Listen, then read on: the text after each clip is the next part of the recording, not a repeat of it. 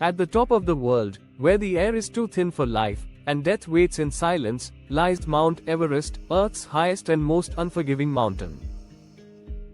It's a place that has tested human courage for nearly a century. Where beauty and brutality live side by side. And where every step toward the summit could be your last.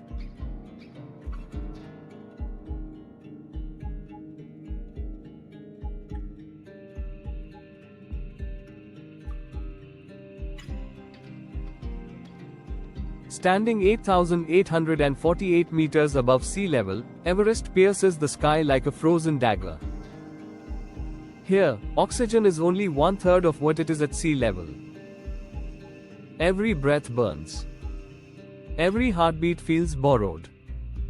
And yet, thousands still come, chasing glory, chasing dreams, chasing something they can't even name.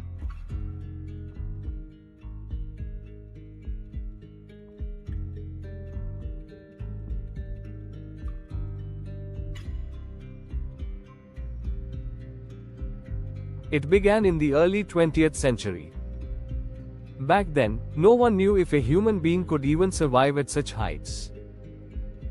Men like George Mallory and Andrew Irwin dared to find out, disappearing into the clouds in 1924, never to return.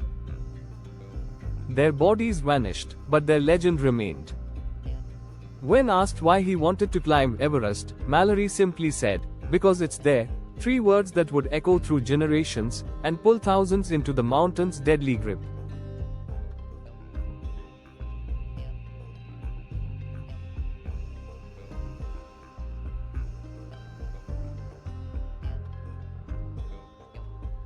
To the Sherpa people who live beneath Everest's shadow, she is Chomolungma, the mother goddess of the world, a sacred being, to be respected, not conquered. But to mountaineers, Everest became something else entirely, a test of human will, a symbol of ultimate victory. And victory comes at a cost.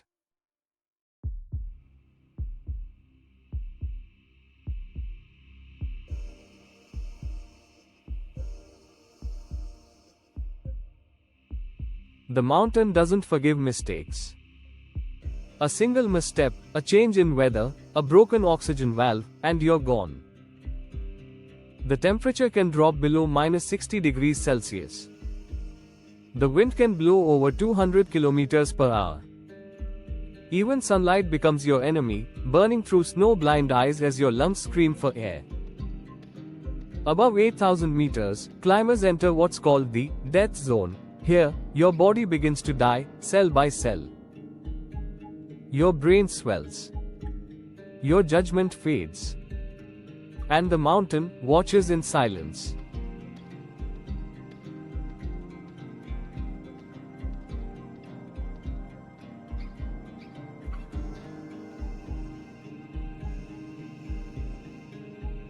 In recent years, Everest has become both a dream and a nightmare.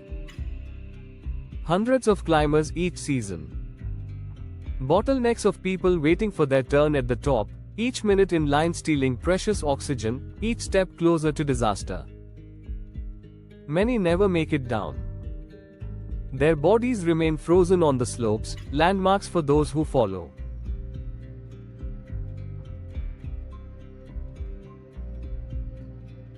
Faces vanish. But the mountain remembers them all.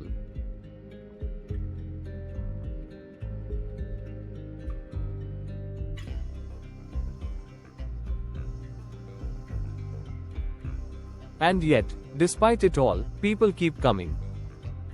Why? Because somewhere deep inside us, there's a hunger to stand where no one else can, to push against the limits of what it means to be human. For some, it's about proving strength. For others, redemption. But for many, it's something deeper, an unspoken calling to face the impossible.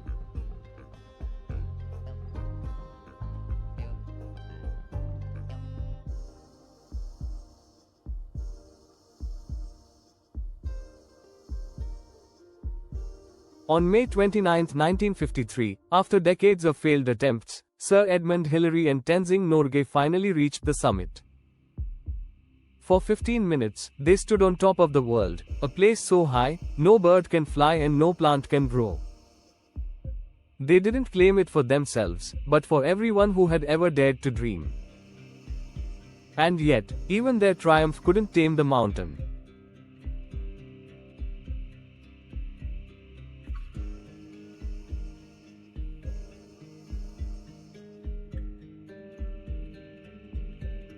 Every year, the mountain demands tribute. Avalanches roar without warning. Icefalls collapse like glass. In 2014, 16 Sherpas were killed in a single instant. In 2015, an earthquake-triggered avalanche buried base camp. More than 20 lives gone. Still, the climbers return. Each season, they step into the death zone, guided by hope, and by Sherpas, whose strength and humility hold every expedition together. Without them, no one would reach the top. But even they know, no one truly conquers Everest.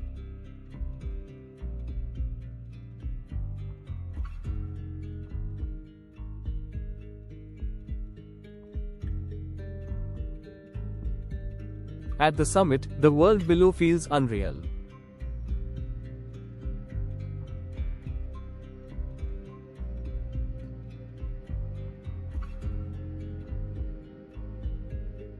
And beyond that, silence. A silence so vast, it feels holy. You don't own that moment. You borrow it. And as you descend, the mountain takes it back.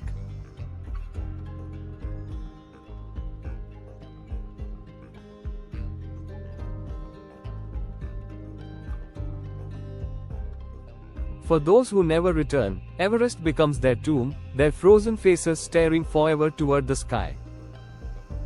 For those who survive, it changes them. They speak of clarity, of humility, of touching something beyond words. Everest doesn't just test your body. It tests your soul.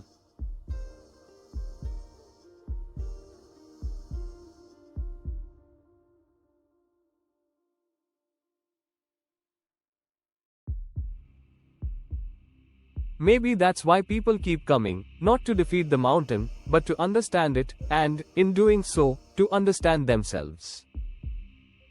Because at the top of the world, when everything else falls away, you realize the truth. That the real mountain isn't made of rock or ice.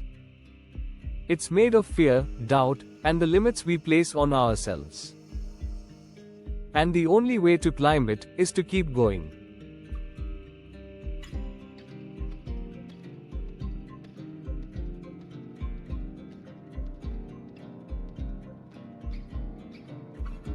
This is Mount Everest.